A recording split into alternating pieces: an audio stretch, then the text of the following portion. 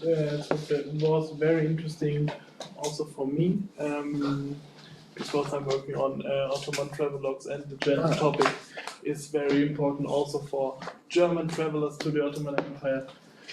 Perhaps I have the opportunity to ask a question. Now we start a discussion first, the other participants. Any questions? I remember, but I may be mistaken, that there is an Arabic Christianity, with texts in Arabic, way before the Renaissance. So local Christian groups in the Middle East or wherever translated texts into Arabic. Yes.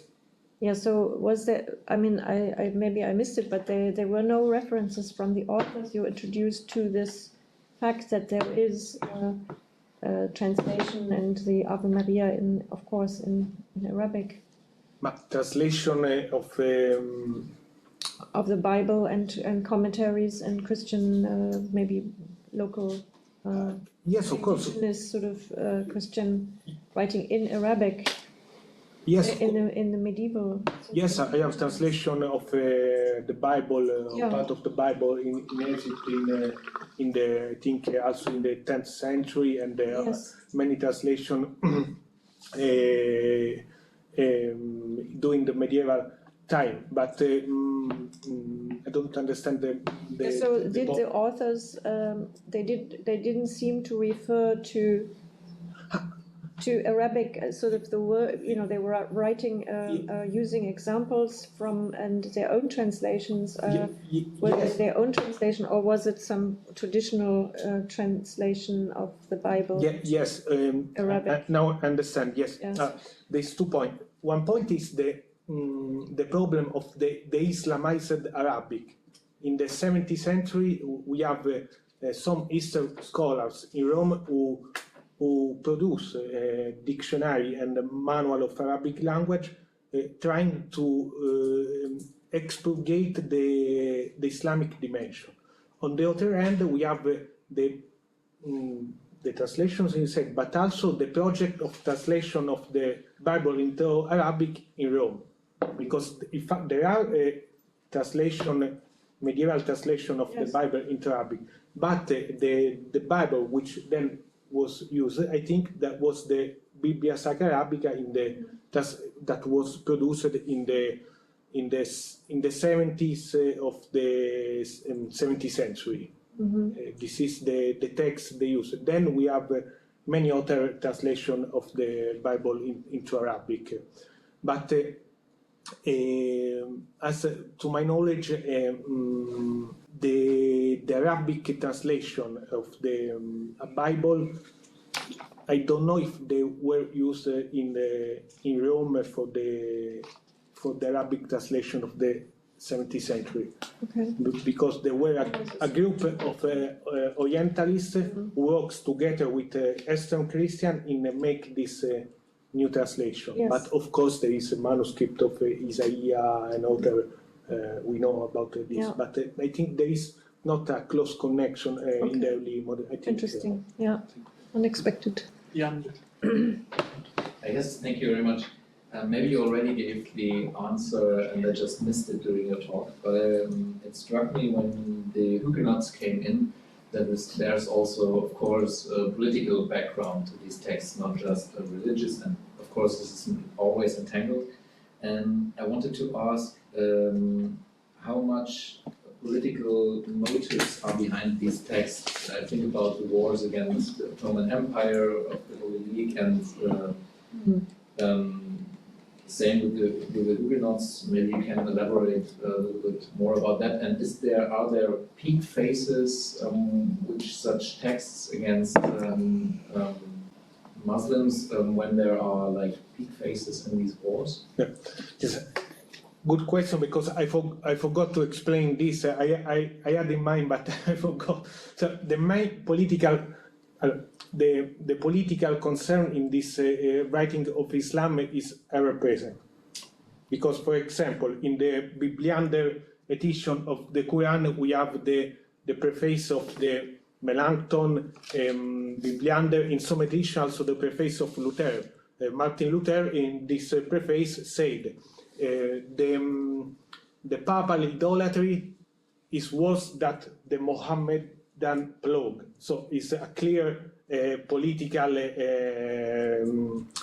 polemics, also religious and political politics. As regards Michel Febvre, I forgot to say that not so much against Huguenots, but the main political concern is the anti-Ottoman struggle. There is an anti-Ottoman political agenda in Teatro della Turchia, but because we see the date, it's 2 years before the siege of Vienna, when Leopold I destroyed the Ottoman. And in fact, the book, the translation of Ludovico Maracci to the Quran is dedicated to the emperor. But it's very interesting, this book, because here we find an interesting conceptualization of a very important political concept, the concept of the Oriental despotism. The Oriental despotism that, as you know for sure better than me, is formulated by Aristotle in the politics or in the Nicomachean ethics, but I think in the politics regarding the Persia.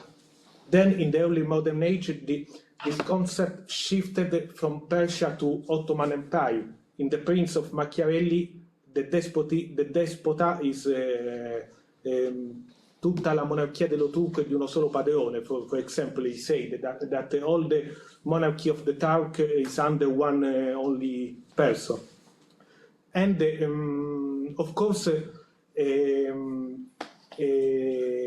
the main political concern is the Oriental despotism. That is very important in European history, because then after this work we can find a further development also in the same age, also in Spinoza, then Hegel, Marx, until nowadays to Huntington in the class of civilization, which address this concept to China. So there is a political, we can say, background. But here the enemy, in fact, we can see the title, where we show the disorder of the Turkey, of the Ottoman Empire. So it's a clear manifest of how the book is. Yes, now we see also the ethnographic dimension, but the intent is also to show the negative thing for political reasons. I hope to have. Yes. So two questions. First, a little one. What is the difference between Tahlil and the second one? Who are the Christians of St. John? Okay. The difference is that talaq means divorce. When a man divorces from a woman, is talaq. Oh, okay. Tahlil is this kind of triple divorce, 3-time divorce with the fake marriage and the new marriage with the first. It came from the roots of halal, that is permitted. So it's the new marriage, the marriage with the original woman, the first woman now is permitted. So it's this is the meaning. That is again permitted the marriage with the first woman. But the word for divorce is talaq. The second question, the Christian of St. John. Yeah. The Christian of St. John is the Mandaeans. It's a community of a religious community who live in the zone of Iraq.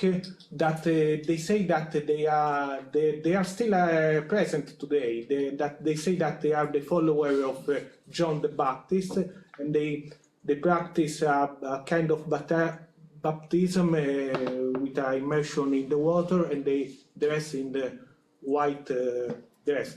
And I think in this work we have the first description of this community, also of description of the Yazidis, that is another very particular religion in the Middle East, still alive today. Both of these religions perhaps have a Gnostic background, but we don't know exactly from where they came. But they still present. Thank you very much. Christina Benninghaus. If I understood you correctly, you are suggesting that these are texts about women, or that they produce a negative image of women or of Islamic attitude, Muslim attitudes towards women. I wonder whether they're really about masculinity. So what is the scandal with all this divorce business? Isn't it that the husband just can't make up his mind whether he wants to be with this woman or not wants to be with her? And especially the complete scandal of even taking her back after she might have had sex with another man. So isn't he the problem rather than she or her?